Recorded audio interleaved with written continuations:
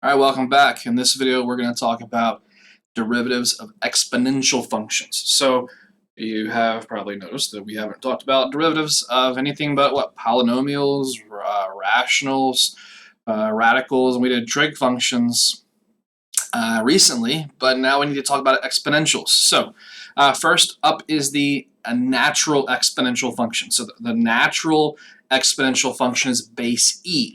So we're only talking about base e right now. We'll talk about other bases here soon enough. So here is the easiest derivative of the entire calculus series. Maybe, I don't know, maybe the derivative of the constant being 0, but that could get tricky. I think this one actually is probably easier. The derivative of e to the x is, guess what? Itself, e to the x. Super easy. So the derivative of e to the x is itself. Now think about what that means. That means if you want to find the slope of e to the x at some x value, the slope is the y value. So you have some point, x comma y, the slope at that point is the y value. That's just kind of cool if you ask me. Anyway, let's look at the proof. Let's see why it's true. Again, it's true because of the limit definition. Don't ever forget, derivatives are limits. So if you apply the limit definition, what do we get? So the derivative of e to the x with respect to e, apply the limit definition. Well, this is f of x plus delta x.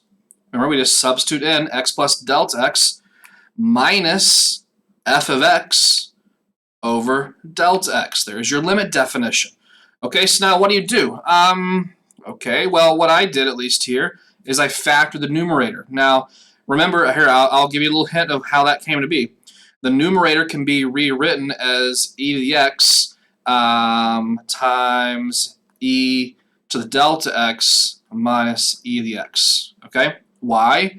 Because remember, properties of exponents say that when you have the same base with different exponents multiplied together, then you add the exponents. So e to the x times e to the delta x is e to the x plus delta x.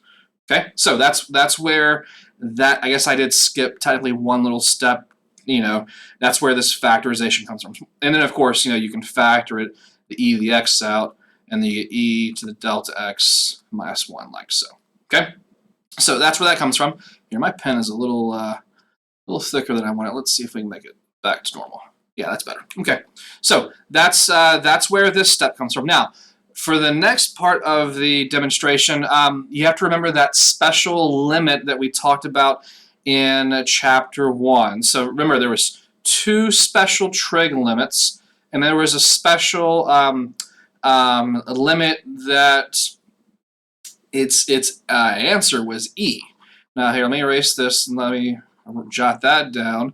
The special limit I'm referring to is the limit as x goes to 0 of 1 plus x to the 1 over x.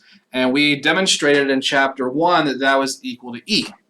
Okay, so I think that's what we need to use here. Now, here, since we're taking the limit with regard to delta x, let's change this statement to be about delta x. Okay, let's see here. 1 plus delta x to the 1 over delta x. Because remember the variable is unimportant. Whether it's a delta x or h, it doesn't make a difference. You still have the exact same pattern, the same solution, because the variable is just a dummy variable. It doesn't matter. You can change it out to whatever you want. Okay, so what does this imply? Now, so the limit as x goes to 0 means you're only considering very, very, very small values of delta x. So we can say that if delta x is really, really small, that's what it means to take the limit as delta x goes to 0. If we assume that delta x is very, very small, then basically we can say that 1 plus delta x to the 1 over delta x is approximately equal to e. It gets closer and closer and closer to e the closer and closer delta x gets to 0. So basically we can say this is a good approximation. Okay, well, if that's the case, can we not say that if we take the raise both sides to the delta x power, so raise it to the delta x power, raise both sides to the delta x power, what happens over here? Well, the left-hand side just simplifies to 1 plus delta x. I shouldn't say equal, this is approximately, because we are talking about a limit here, a limiting process. We can say that 1 plus delta x is approximately equal to e to the delta x power. Now, why can we make this approximation? Well, we can do this because, look, we are in fact considering the limit as delta x goes to 0. So we are considering this exact situation, so it's completely fine for us to do this. So we make the substitution, so we have e to the delta x. We're going to say that's approximately equal to 1 plus delta x as we have here. Okay? And now, after making that substitution, do a little simplification. We have plus 1 and minus 1, add to 0, of course. That leaves us on the numerator with e to the x times delta x and just that delta x on the denominator, which, cancel, cancel, leaves us with e to the x. Now, again, don't let this last step confuse you. We're taking the limit as delta x goes to 0. But e to the x does not have any delta x's in it. So it's a constant as far as delta x is concerned. Therefore, the limit as delta x goes to 0 is simply e to the x. E to the x is unaffected by delta x changing. It can be treated like a constant. So there we have our solution. The derivative of e to the x is itself e to the x. A very remarkable fact. Again, that tells us that the y value of any point on the curve gives you the slope of that point on the curve. Crazy. Let's do a couple examples of differentiation with e to the x. Okay, so here we have 4 examples. We are doing what with the first one? A, we have a product rule. Again, when I see this, I think that's x to the 5th times e to the x. Product rule is required.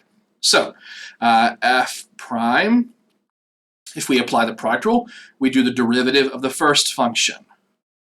So the derivative with respect to x of x to the 5th times the plane first function e to the x, sorry, second function e to the x, plus the derivative of the second function e to the x times the plane first function x to the 5th.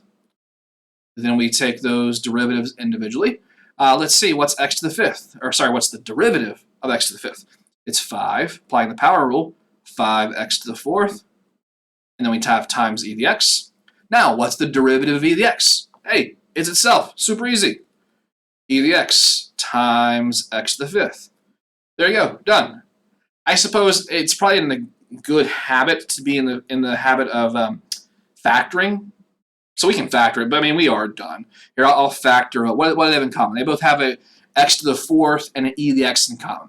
So we could factor out an e to the x, and we could factor out an x to the 4th. That would leave us with what? 5 plus x, is that right? 5 plus x. Yeah. So there you go. It makes it look a little nicer. Because remember, what we're usually going to do, especially when we get to the next chapter, is get a derivative and then immediately set it equal to 0. If you're going to immediately set it equal to 0, well, you might as well go ahead and factor it, because factoring is going to be required if you're trying to set a derivative equal to 0 and solve. Okay, so it's a good habit to be in. All right, with B, we have a quotient, sine and e. Okay, now I'll show you a technique in a couple sections called the chain rule, which will allow us to say maybe get around the quotient rule. Because this is a quotient, we could rewrite it and then not use the quotient rule. We could use the product rule. But to be honest with you, might as well. This is not a hard quotient rule. Might as well just go ahead and do it. Plus, we don't have that tool yet. So let's see here. G prime. Quotient rule. So we're going to take the derivative of the top function, derivative of sine, times the bottom function e to the x. minus the derivative of the bottom function, e to the x, times the top function, sine x, over the bottom function squared. Okay, and now we evaluate those individual derivatives. Derivative of sine, our friend cosine. So cosine times e to the x minus, hey, the derivative of e to the x is e to the x times sine x over e to the x squared. Now we should simplify this. It can be simplified. Notice that an e to the x can be factored out of both the numerator and denominator. So that would leave us with what? A cosine x minus sine x. And then we divide by, now remember, e to the x squared is e to the x times e to the x. And so we can cancel off one of those, and our final answer is cosine x minus sine x divided by e to the x. Done. Cool. All right. What about h? You could say, let's see, let's divide this a little bit. H prime.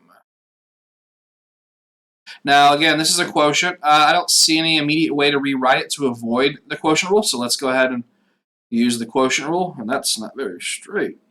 Let's see about like that. Okay. All right, so we do the derivative of the top function.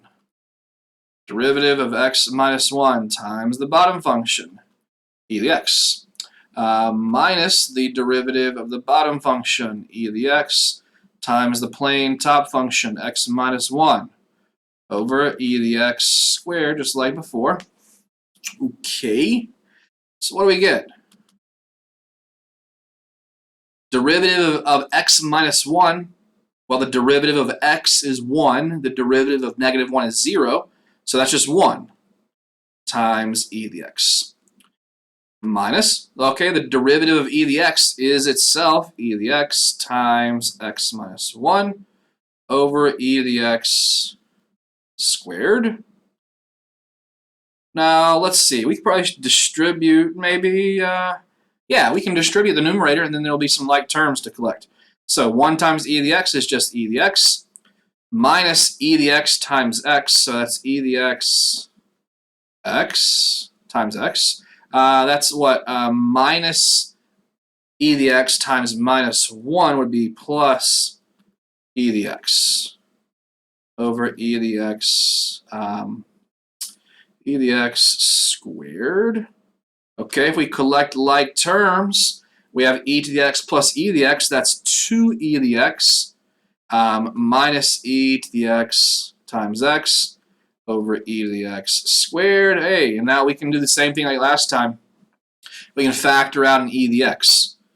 And so, okay, almost out of room here. That's going to be e to the x, what, 2 minus x. And we can write the denominator as e to the x times e to the x, and then that cancels. So our final answer is going to be 2 minus x over e to the x. Cool. Simplifies pretty nicely. And last one here, we'll have to work in the margin this time. All right, we have f equals e to the x cosine x. Okay, so that's going to be a quotient rule for us. So f prime. All right, quotient. What am I talking about? That's a product. I was thinking product side quotient. So we apply the product rule, and we do the derivative of the first function, e to the x, times the second function, cosine x, plus the derivative of the second function, cosine x, times the first function, e to the x. All right, super easy. Derivative of e to the x is itself e to the x times cosine x. Plus the derivative of cosine is negative sine times e to the x. Oh, what can we do? I suppose we could, what, factor out an e to the x like has been the pattern here. E to the x, And left over inside the parentheses is cosine. All right, plus and minus is minus sine x. So there we are. Okay, so there's a few examples of derivatives that involve the natural exponential function. So soon we'll talk about, well, what happens if you have a not natural exponential function. But that'll have to wait till next video. All right, let me know if you have any questions. Catch you soon.